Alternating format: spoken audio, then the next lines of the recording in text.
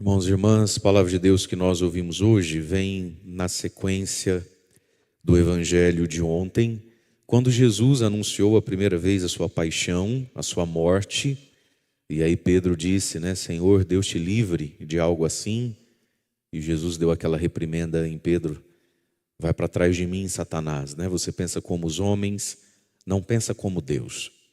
Portanto, no nosso caminho com Jesus, nós vamos nos acostumando e aprendendo e assimilando em nós uma nova maneira de pensar, de avaliar e de valorizar as coisas, Então, com a lembrança do evangelho de ontem, porque é a página anterior, de Jesus falando de cruz, de morte e de um pensamento diabólico e de um pensamento mundano, carnal, e de um pensamento divino, que a gente entende o que estamos lendo hoje, que é basicamente a mesma página, mas a gente sempre precisa do contexto do evangelho para entender ele com a profundidade que tem, Então esse é o contexto do evangelho, o pensamento diabólico, um pensamento muito carnal, mundano, e o pensamento que de fato é um pensamento de Deus, a respeito do dar a vida, a respeito do que fazer com tanto poder que temos. O que Pedro estava pensando que Jesus devia fazer com todo o poder que Jesus tinha? O poder da pregação, das curas, dos milagres, o poder de andar em cima da água, o poder de ser ele, não é? Aquele que captava a atenção das multidões e de ser ele aquele que cumpria com todas as profecias a respeito do Messias e do Cristo. O que fazer com tudo isso? Então, se a gente olhar para nós também, nós temos poder. Cada um de nós tem um poder. Você tem um tanto de beleza, de dinheiro, de saúde, de influência, de amizade, de talento, de dom. O que fazer com o poder que a vida me deu e que Deus me deu? Carismas, a minha experiência. Nenhum de nós é um bocozão assim. Todos nós temos algum poder, Então, o que fazer com tudo isso? Como olhar para nós mesmos? Então, existe o olhar diabólico, e existe o olhar humano e existe um olhar divino para o poder que o ser humano tem, com a existência que a gente tem. E aí Jesus então vai dizer, se alguém me quer seguir, então é uma possibilidade da vida, pegar eu mesmo e colocar no segmento de Jesus. Tem quem não quer isso. Mas Jesus vem para fazer o quê com os poderes que tenho, com a minha existência? Ele me completa. Para quê? Então Jesus diz, se alguém me quer seguir, renuncie a si mesmo. Tome a sua cruz e me siga. Então, a renúncia de si. Eu tenho tantos poderes, eu e a minha lábia, eu e a minha beleza, eu e minha cultura, meu diploma, eu e o meu patrimônio, eu e as minhas vontades, eu e a minha liberdade, ninguém manda em mim, ninguém me segura. Fazer o que com tudo isso? Então Jesus diz, se você quer me seguir, o combinado não sai caro, já vai entendendo. Renuncie a si mesmo. Veja, é maior do que a renúncia do pecado. Não é só renunciar ao pecado. O pecado aqui é um óbvio da coisa. É por óbvio renunciar ao pecado, A gente precisa se acertar com Deus, voltar para a fila da comunhão. A gente precisa renunciar ao pecado. Mas Jesus está dizendo a Pedro, aos apóstolos, renuncie a si mesmo. Sonhos, desejos, expectativas, vaidades, eu acho, eu penso, tanto que eu queria, ai que bom se... Renuncie a si mesmo. Meus irmãos, esse evangelho tem 2000 anos, a igreja não chegou aqui hoje porque homens e mulheres renunciaram ao pecado. A igreja chegou aqui hoje porque homens e mulheres renunciaram a si mesmo. Hoje é dia de Santa Teresa Benedita da Cruz, é uma memória facultativa da liturgia, que antes de se tornar religiosa carmelita se chamava Edith Stein. Ela foi filósofa na Alemanha, morreu no campo de concentração. Então ela era judia, de nascimento, de sangue, mas ela era ateia. E ela foi ser filósofa. Para quem acompanha o mundo da filosofia, houve um grande filósofo que ficou realmente famoso à época, que se chamava Edmundo Husserl, o pai da fenomenologia. Isso não interessa aqui agora. Ela foi secretária dele. E ela de fato tinha o seu destaque e ela ganhou uma carreira. Então a vida dela estava projetada para se casar, ter filhos e vivendo dentro da faculdade de Munique, não sei, enfim. Ela tinha uma carreira e tanto, né, como filósofa, como alguém da universidade e tudo mais. Ela, nas suas buscas intelectuais, porque todo mundo que de reta intenção busca a verdade, todo ser humano que é humilde para reconhecer, estou diante de uma verdade e eu não vivo de acordo com ela, então vou mudar, vai encontrar Jesus. Isso aí não tem erro. Ela era uma mulher de boa vontade, de busca, né? Mas não é que ela vivia grandes crises lá sobre Deus ou coisa assim, não. Bom, determinada feita num final de semana, ela foi passar o final de semana num lugar com alguns amigos, por questões de estudo e tudo mais. Ela era jovem e já, né, afamada um tanto assim, vamos dizer, com a vida bem encaminhada. Ela entra na biblioteca desse lugar, né, onde ela iria dormir, enfim, antes de ir para o seu quarto, ela entra na biblioteca. E ela abre e acha um livro. O livro está escrito assim, Livro da Vida, Santa Teresa de Jesus, que não é Terezinha do Menino Jesus. Terezinha do Menino Jesus veio 300 anos depois da Teresa de Jesus.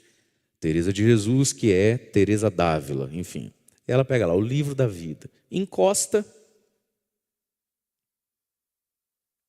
e começa, e abre a primeira página e começa a ler. Isso era o início da noite. Começa a ler. E ela lê o livro todinho em pé, encostada, até a última página. Quando ela termina já é, 7 da manhã. E naquela noite em pé lendo, ela se converteu. A vida de Teresa de Jesus, o Livro da Vida.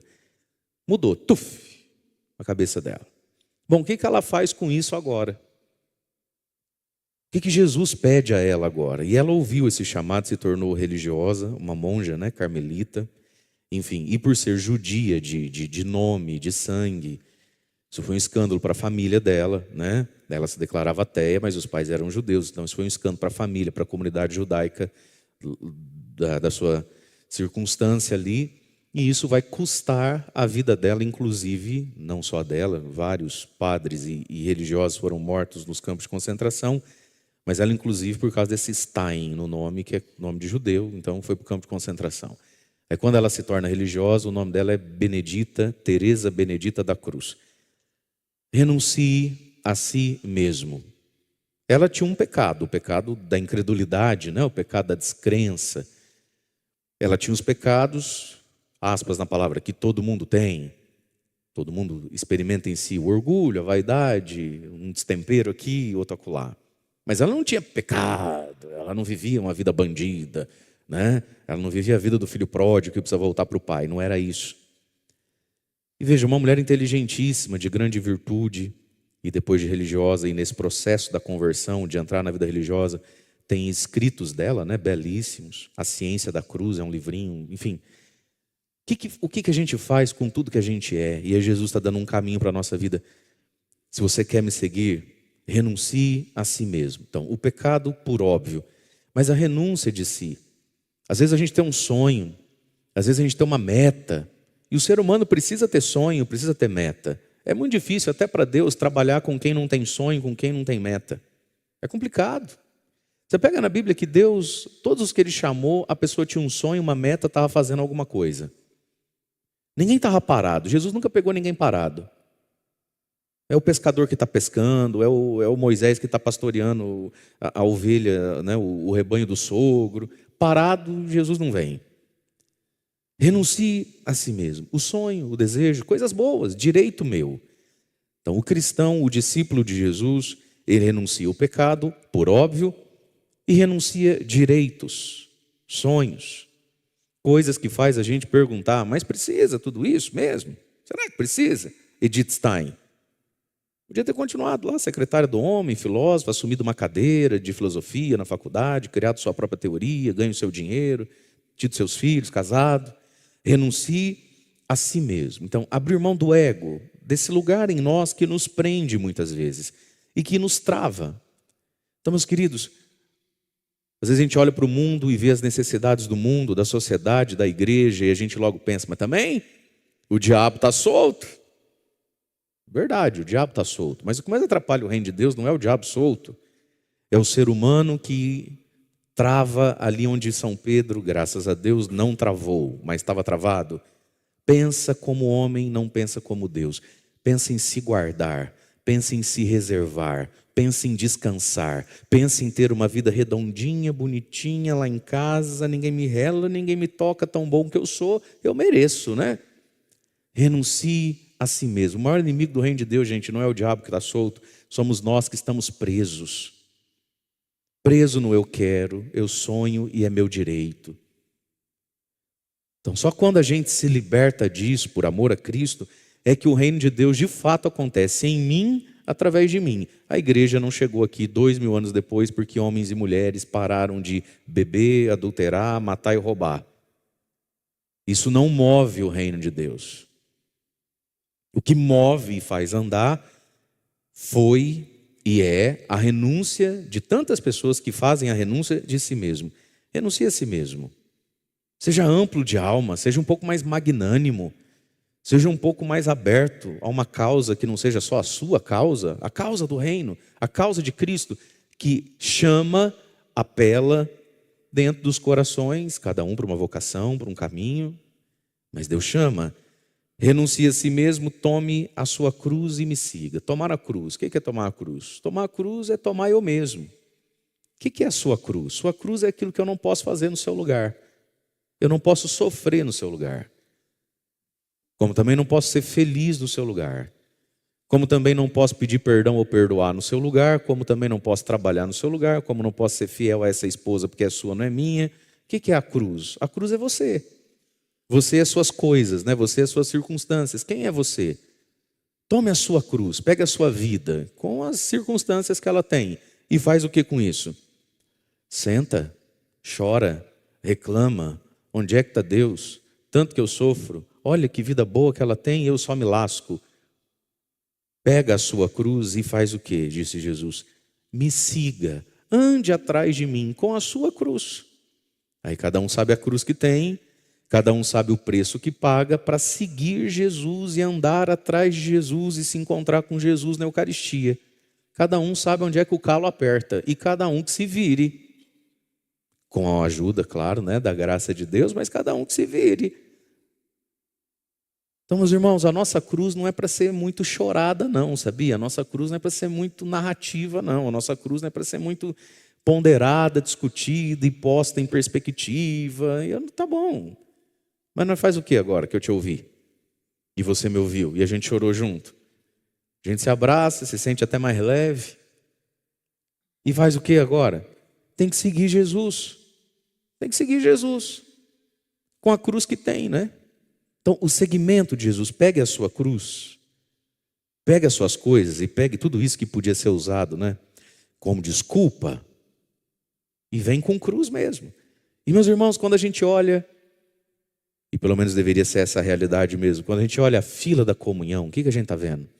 Pessoas querendo seguir Jesus. E ali, naquela fila eu estou vendo, a gente está vendo, Deus está vendo, né? É isso que é o importante, Deus está vendo. Pessoas que estão num esforço danado com a pornografia. Isso é uma cruz na vida de muita gente. Outros com o álcool, outros com a bebida. Outros a cruz é o casamento que está vivendo, os filhos que tem, as dívidas que tem, o salário que ganha ou não ganha. Outra é artrite, artrose, bursite. Está frio hoje, está calor, não estou boa, a semana está ruim. Quando você olha a fila dos seguidores de Jesus, o que você vê?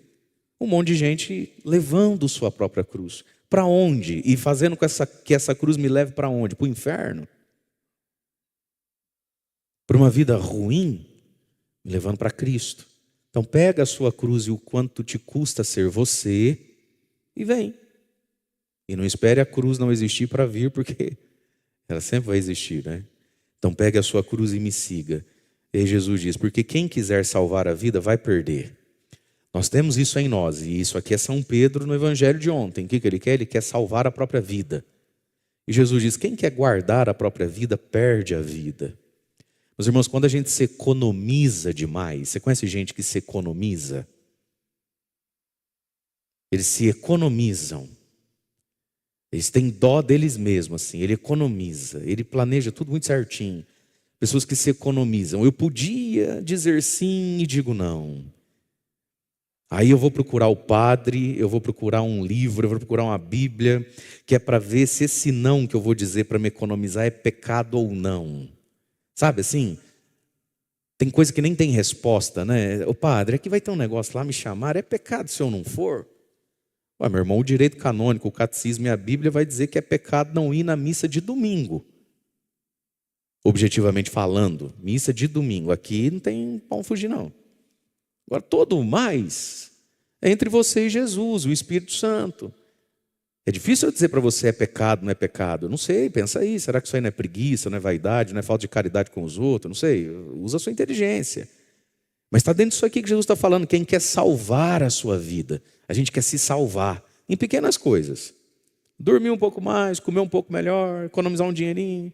E talvez em grandes coisas, salvar a própria vida, não se envolver com nada. Jesus está dizendo, quem quer ficar se salvando o tempo todo, quem não permite que a cruz que tem o crucifique de fato, perde a vida, no sentido de perder o céu um dia, mas no sentido, meus irmãos, de perder também a vida já aqui nessa terra. Quem vive se economizando é uma pessoa chata, sem graça, insuportável, amedrontada, fraca, irritável, irritante. Você pode ver que todo mundo que vale a pena, só vale a pena você ter junto, estar perto, ouvir, caminhar junto, ter amizade, quando é uma pessoa que não está vivendo para se economizar. As pessoas que vivem se economizando, elas são insuportáveis de você ter junto com você. Jesus está dizendo, quem quer guardar a sua vida, Pedro, vai perder a vida já aqui. Essa vida fica morta. Você está vivo, mas a vida está morta. Você é vivo, mas a tua vida ela é morta, ela é sem fruto. E Jesus está dizendo, mas quem perder a sua vida por causa de mim, e lá no outro evangelho, em Marcos vai dizer, por causa de mim e do evangelho, quem perder a sua vida por causa de mim vai encontrá-la no céu, mas encontrá-la já aqui. Quando a gente se perde para si mesmo, a gente se encontra. Quando a gente sai da gente, quando a gente para de fazer conta e cálculo e fala, quer saber também? Está na mão de Deus, Deus é maior, né? Deixa eu ouvir os apelos do Espírito Santo no meu coração. A gente se encontra. Então, voltando para a nossa santa de hoje, Santa Teresa Benedita da Cruz, Santa Edith Stein. Quando foi que ela se encontrou de fato como mulher? Quando foi que ela se tornou una? Pessoa, indivíduo, nela mesma? Quando ela se perdeu dela. Quando ela se perdeu dela mesma. Quando ela esqueceu tudo isso aí e falou, quer saber? Eu vou atrás disso aqui que está ardendo, que está queimando, que está me iluminando. Eu vou atrás disso aqui. Mas Edith, Stein, menina, ai amiga, tão bonita, nossa. E ela fala, fui. Mas no que vai dar isso? Não sei.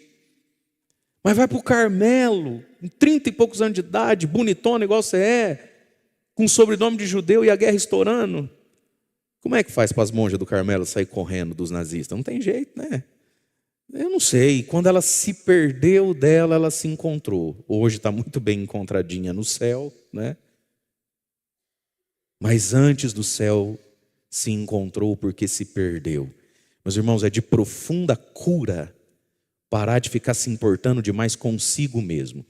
O que é diferente da gente cuidar da gente naquilo que é essencial. A gente precisa cuidar da gente naquilo que é essencial. Tem gente que precisa marcar um médico, tem gente que precisa ir para um psicólogo, tem gente que precisa fazer uma consulta de alguma coisa, voltar a tomar os remedinhos. Você precisa cuidar de você. Mas outra coisa é viver se importando comigo. Comigo.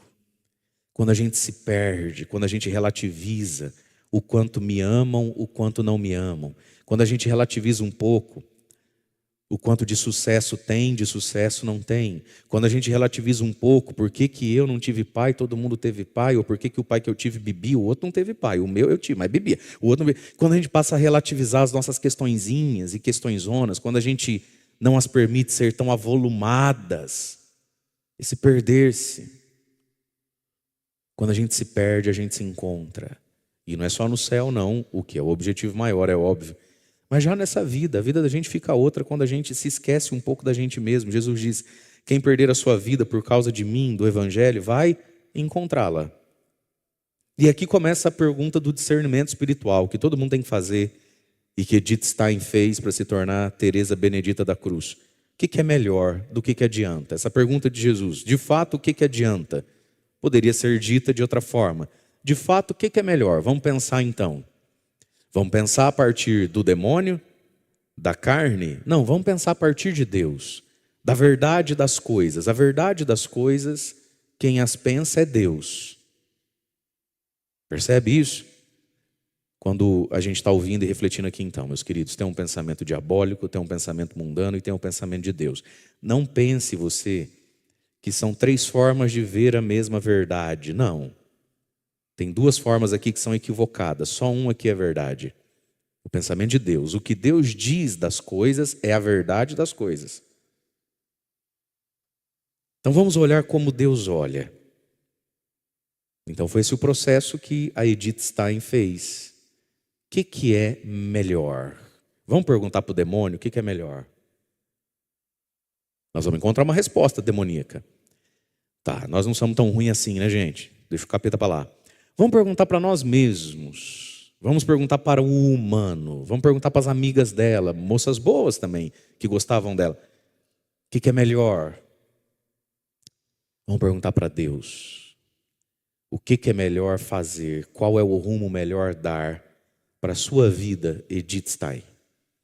Para essa faculdade, para esse dinheiro, para essa inteligência, para essa carreira? O que é melhor? E aí vem então a pergunta de Jesus, né? Versículo 26. Do que adianta? O que é melhor? Do que adianta o homem ganhar o mundo inteiro, mas perder a sua vida? Veja, essa é a pergunta da fé. Só a faz quem tem fé. Só encontra a resposta quem tem fé. E só vai atrás da resposta quem encontrou quem tem mais fé ainda. Porque muitos de nós fizemos essa pergunta. Graças a Deus. Tem gente que nem faz. Muitos de nós já encontramos a resposta. Graças a Deus. Tem gente que ainda está na pergunta, está sem a resposta. Mas meus irmãos, é aqui que a porca torce o rabo. Ó. Fiz a pergunta, encontrei a resposta. É agora que são elas, né? O que fazer com a resposta? É aqui que está a fé de novo, né? Então vamos lá, do que adianta ganhar o mundo inteiro, Edith Stein, e perder a própria vida? O que poderá alguém dar em troca da vida que recebeu de Deus? Se eu não pude comprar minha vida, se eu não posso dar nada em troca para tê-la, por que não devolvê-la a Deus? Onde Deus me pedir para recebê-la de volta. No caso dela, no Carmelo, lá da Alemanha.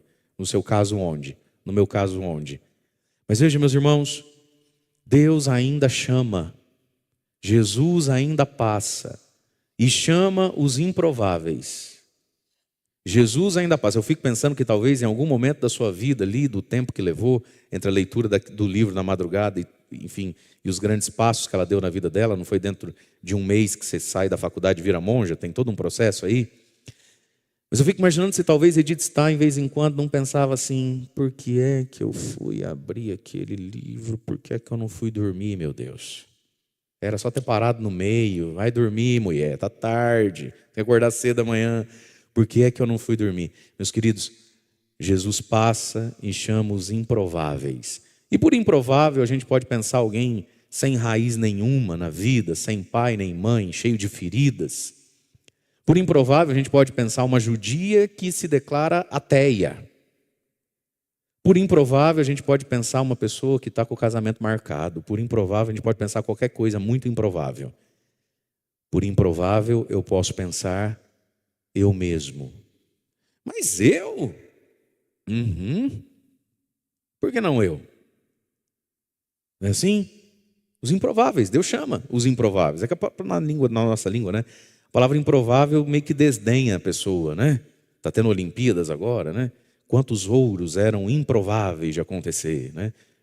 Tem um lado meio de desdenhar a pessoa, né? Mas veja, meus queridos, todos nós somos improváveis. Para nós mesmos, né? Você, quando Deus chama, você fala: é comigo mesmo? Pergunta 1, pergunta 2, por que comigo? Eu? Por que não? O que poderá alguém dar em troca da sua vida? Não fui eu que me dei a vida. Não sou eu que sustento essa vida. Por que eu estou vivo e não morri? Quem é que doa a vida para mim, para você, a cada milésimo de segundo da vida? É Deus. Por que não devolver? Por que não devolver essa vida a Deus? De um jeito, às vezes, que nos distingue nos difere da multidão, do senso comum, da maioria dos casos. Estamos no mês de agosto, mês vocacional na igreja, né? As vocações. O improvável, um chamado que nos aparta do que todo mundo faz, do que todo mundo é.